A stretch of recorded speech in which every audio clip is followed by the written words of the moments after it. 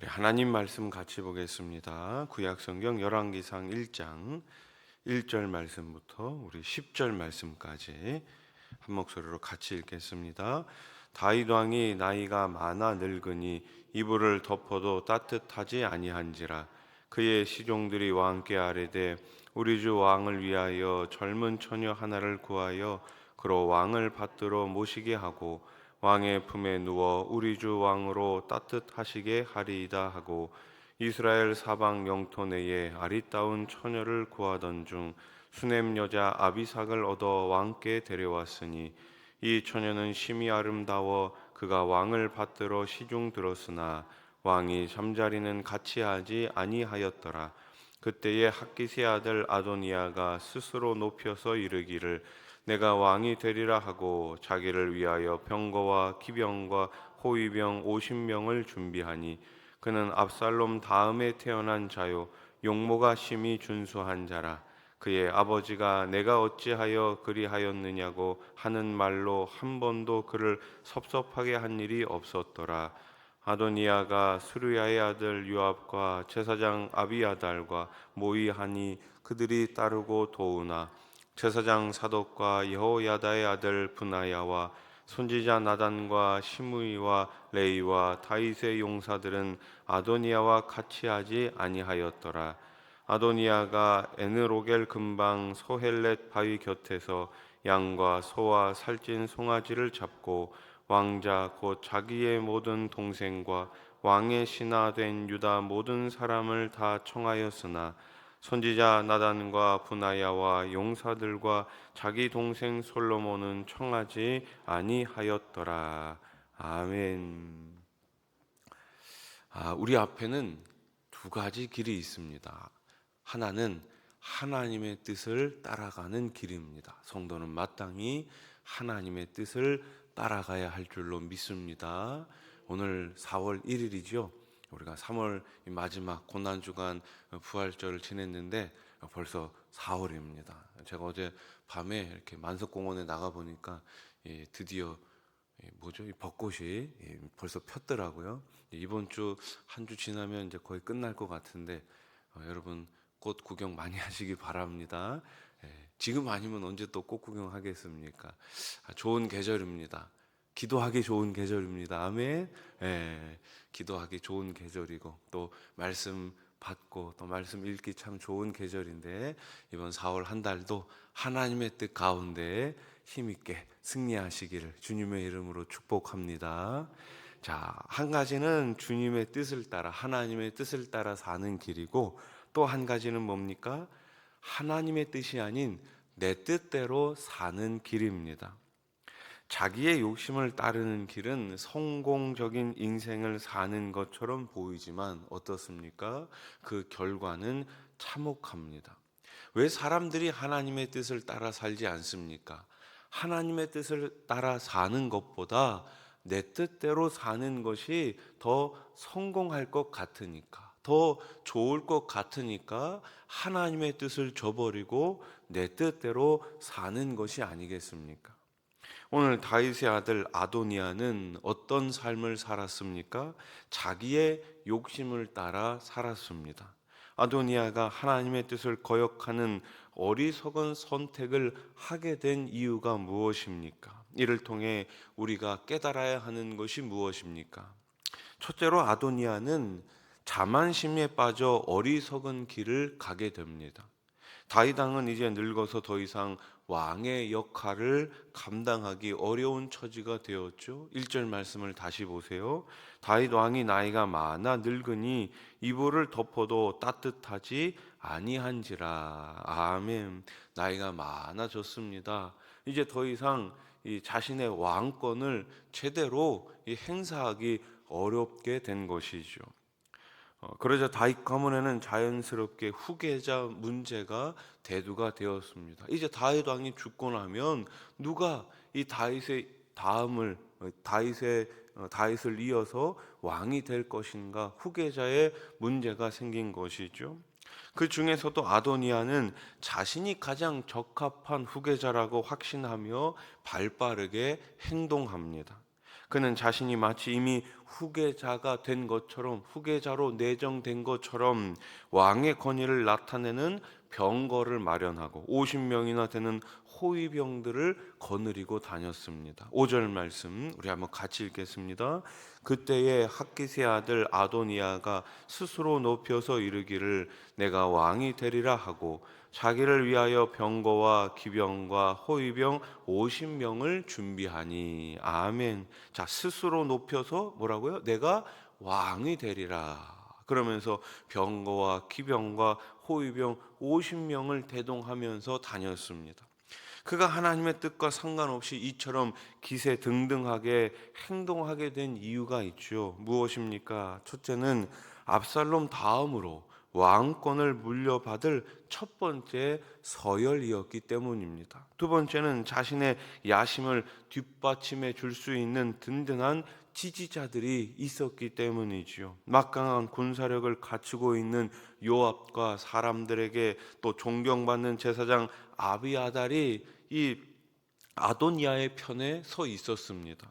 세 번째로 아도니아는 사람들을 끌 수 있는 출중한 외모까지 겸비하고 있었습니다. 아도니아는 자신에게 주어진 배경과 외모를 하나님보다 더 신뢰했습니다. 엄청난 자만심에 빠지고 만 것이죠. 사람은 배경, 재능, 외모 등으로 사람들로부터 칭찬을 받게 되면 자만심이라는 죄의 자리로 미끄러지게 됩니다. 오스왈드 챔버스는 그의 책 주님은 나의 최고봉에서 영적 삶에서 최악의 저주는 자만심이라고 경고한 바 있습니다. 뭐라고요? 영적 삶에서 최악의 저주는 뭐라고요? 자만심이라고요. 하나님은 자만한 자, 교만한 자는 반드시 물리치십니다. 오히려 겸손한 자를 하나님께서는 쓰시는 것이죠.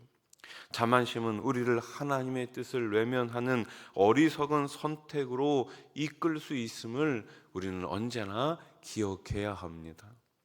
아도니아가 어리석은 선택을 하게 된 두 번째 이유는 무엇입니까? 그의 곁에 참된 조언을 해주는 사람이 없었기 때문입니다. 잠언은 훈계의 책망이야말로 생명의 길이라고 말씀하죠. 또한 훈계를 받아들이면 존경을 받는다고 말씀합니다. 잠언 13장 18절 말씀 같이 읽겠습니다. 훈계를 저버리는 자에게는 궁핍과 수욕이 이르거니와 징계를 받는 자는 존영을 받느니라. 아멘. 훈계를 버리지 말고 훈계를 귀히 여기라, 이 말씀 아니겠습니까? 올바른 책망은 지혜롭고 의로운 삶을 살도록 우리를 인도해 줍니다. 그런데 아도니아 주변에는 그의 잘못된 선택과 행동에 대해 책망하거나 조언하는 사람이 없었습니다. 여러분, 왜 우리가 우리 자녀들에게 책망하고 조언합니까? 바른 길을 가기를 원하기 때문에, 옳은 길을 가기 원하기 때문에 책망하고 또 올바르게 인도하는 것이 아니겠습니까? 특히 그의 아버지 다윗은 후계자 행세를 하고 다니는 아도니아를 꾸짖어야 마땅했지만 노쇠해진 그는 더 이상 왕의 역할도 아버지의 역할도 제대로 할 수가 없었습니다. 군사령관 요압과 제사장 아비아달 역시 아도니아에게 참된 조언을 해야 할 위치에 있었음에도 불구하고 오히려 그에게 동조해 왕권을 이어받도록 그를 부추기는 악한 조력자가 된 것이죠. 여러분, 예전부터 왕 주변에는 이 충신과 간신들이 있지 않았습니까? 누가 간신입니까? 왕이 못해도 잘합니다, 잘합니다, 괜찮습니다, 괜찮습니다. 왕이 듣기에 좋은 말만 하는 사람들이 간신 아니었습니까? 근데 역사가 얘기해주고 있잖아요. 충신들은 어떤 사람이었어요? 바른 말 하는 사람들, 옳은 말 하는 사람들. 근데 그 충신들은 다 어떻게 됩니까? 다 쫓겨나는 거예요. 네. 지금 아도니아 옆에 다 간신들만 있는 거예요. 제대로 된 조언을 하는 사람이 없었다는 것이죠. 잘못된 생각과 행동에 대해 따끔히 충고해 줄 사람이 곁에 없었기에 아도니아는 마음의 소욕대로 어리석은 선택을 한 것입니다. 하나님의 뜻 안에서 바르게 살려면 우리는 어떻게 해야 됩니까? 하나님의 사람들에게 예수 그리스도를 믿는 우리 지체들 속에서 우리의 생각과 속마음을 나누고 진심 어린 조언을 구해야 하지 않겠습니까? 그리고 때로는 우리의 기분이 상할지라도 잘못된 행실을 지적하고 책망하는 말에 귀를 기울일 줄 알아야 합니다. 지혜로운 사람의 책망을 듣는 것이 어리석은 사람의 노래를 듣는 것보다 낫습니다. 전도서 7장 5절 말씀, 지혜로운 사람의 책망을 듣는 것이 우매한 자들의 노래를 듣는 것보다 나으니라. 아멘. 우리가 자신의 부족함을 인정하는 태도를 갖춘다면 사람들은 참된 충고와 조언을 아끼지 않을 것입니다.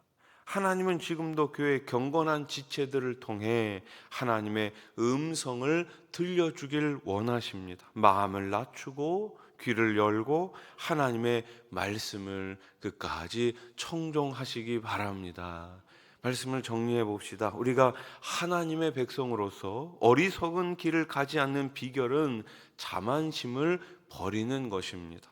경건하고 지혜로운 사람들의 충고에 귀를 기울이는 것입니다. 하나님은 우리를 홀로 내버려 두지 않으십니다. 당신의 사람들을 통해 우리에게 전해주시는 뜻을 겸비한 마음으로 받고 열린 귀로 들을 때 우리는 패망의 길이 아니라 생명의 길을 걷게 됩니다. 오늘도 어리석은 길이 아니라 주님과 함께 생명의 길, 복된 길을 걸어가시기를 예수님의 이름으로 축원합니다.